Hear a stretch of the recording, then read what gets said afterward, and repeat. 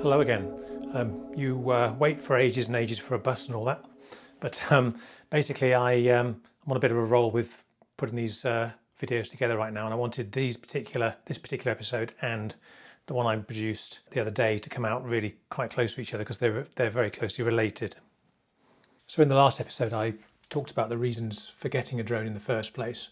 Of course, when you're flying a drone and you're able to actually kind of view the landscape from a completely new perspective, some of the things I've seen have just, there's no way you could see them from any other point of view, obviously, but looking down on clouds and kind of rising up above mist and seeing the local landscape in a completely new way, transformed by morning light and mist and so on, is just quite an amazing thing. So, of course, why wouldn't I photograph that? It could be ridiculous not to. But I do apply, and I'm very strict with this with myself. Really, the kind of the same set of principles and rules that I would use with my regular photography on the ground, and with regards to composition and kind of really creating balance. Really, I would say that that's the most important thing for me in an image is balance. Asymmetry is important because I think I'm never looking for a symmetrical thing. In nature, asymmetry is often the most beautiful thing, but balance is really, really key. Balance of light, balance of shape, balance of positive and negative space in a frame too. So I'm going to have a look at an image a little bit more detail right now, and I'm going to get this full frame and hopefully get a cursor moving around as well. So this first image, there's absolutely no denying the quality of the conditions I was kind of faced with. So I flew the drone out. I was shooting a little bit of moving imagery as well, but when having seen and having arrived at this location, I very carefully positioned the drone at the height and kind of the angle I wanted to create this lead-in line from the bottom left across, led to the pylon. But I had a second lead-in line, which was really important to me, to have this line coming in that took me to the pylon as well, and that allowed essentially the first lead-in. I could follow this line up, connect with this hedge here, follow all the way out over here where there's a little house, and then that would take me out to the second pylon. Or I could carry on along the road, and that would bring me really to this little clump of trees which is standing out above the mist. So I didn't want them to kind of be separated out of the scene altogether. Now obviously the hedges and so on, the kind of lattice work of hedges in any country scene is naturally going to create a grid that links all sorts of elements within the landscape together. But having these two things, the line, the kind of the line of the pylons running right the way through the scene, and then eventually you can see them right over the back there, it's disappearing off into the distance, but they're coming all the way back to here. That connects with these two hedges. The second line takes you out over here, connects you to the second pylon, but also links through, and they were really important elements to me. So it wasn't just a case of kind of, if I'd have missed that one out, and these wires would have been going nowhere, unanswered question. There's enough space here on this side of the frame as well for my eye to wander through and round, as there is on this side of the frame, through and round.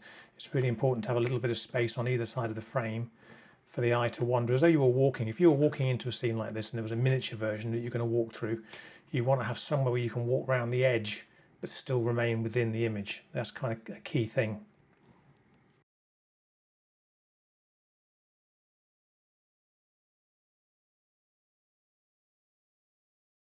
And again, in this image, this is Clunbury Hill or just near Craven Arms, Clun Valley in Shropshire. Great conditions again, absolutely fantastic conditions. But again, just really the similar set of principles as I applied in the previous image. I've got a lattice work of walls and hedges leading you through the picture. This one's particularly strong because it takes you up and into the light, and these two trees here sitting in the pool of light really are kind of the main key element of the image, but everything around them surrounds them and supports them and creates balance. If you were talking about the kind of classic rules of photography, the rules of thirds and so on, you've kind of got a third of sky. I didn't think of it that way at the time, but you kind of got this division of the image into three layers. You've got a horizon kind of shrouded in mist, but again another little hilltop over here. So you've got again balanced through various elements that are repeating within the frame. And the key thing for me again is this sense of space, something I don't really have to think about anymore, but I do notice it in some images where there's if things are crowding the edge of a frame, it can often make things feel a little bit uncomfortable. So here, there's enough space to tiptoe around the edge of these trees, and there's almost an identical amount of space on this side just to tiptoe around, and it keeps you in the frame. So you can move around the frame. Excuse me. You can move through the middle of the frame, another little track here running through, and everything kind of leads you back to the center of the frame where the light is. So there's balance, there's just kind of the beauty of the scene, but also the sense of balance created within the composition. The drone was probably hovering around this spot for 4 or 5 minutes while I carefully adjusted. I made a few exposures, but I was just adjusting to get exactly what I wanted.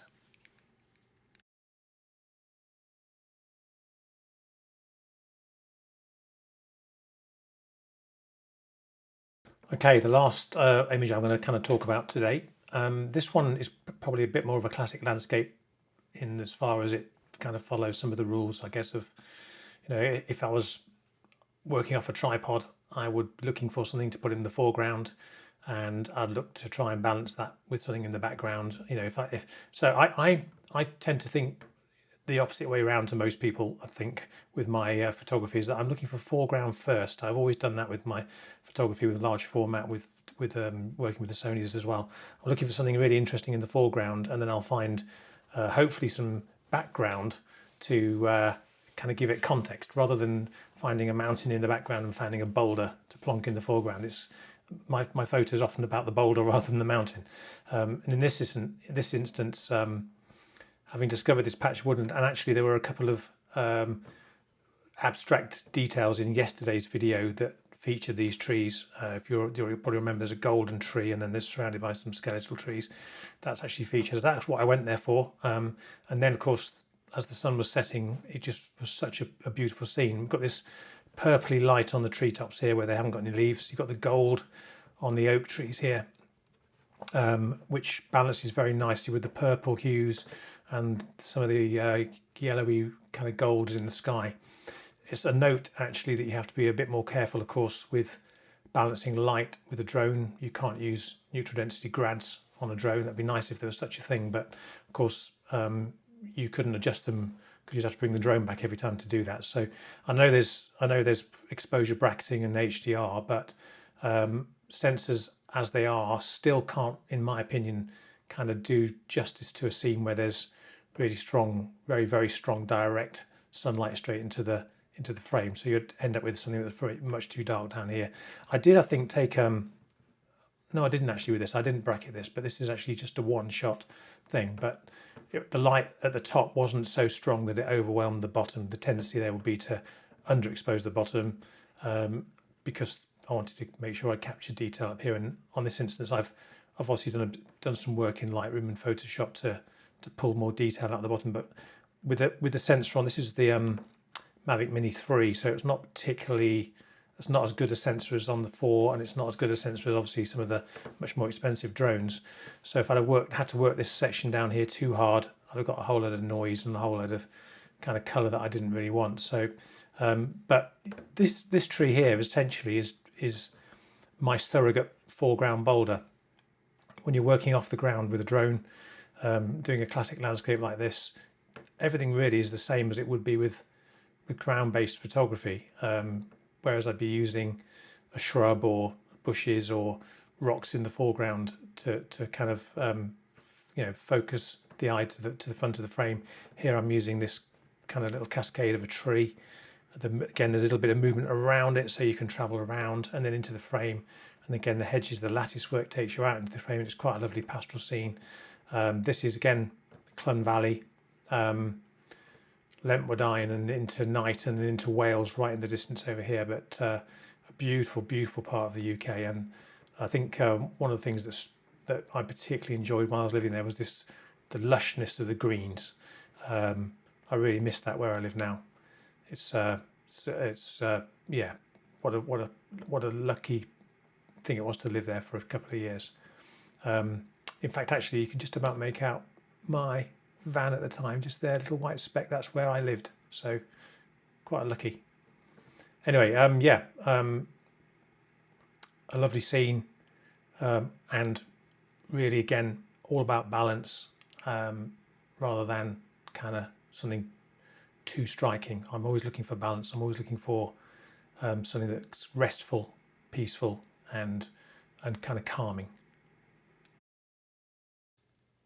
Okay, if you've made it this far through, thank you very much. I'm going to leave you now with a short slideshow as I usually do.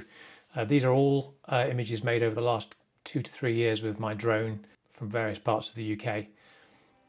I look forward to seeing you in the next episode, and if you can, please like and subscribe the channel. Thank you.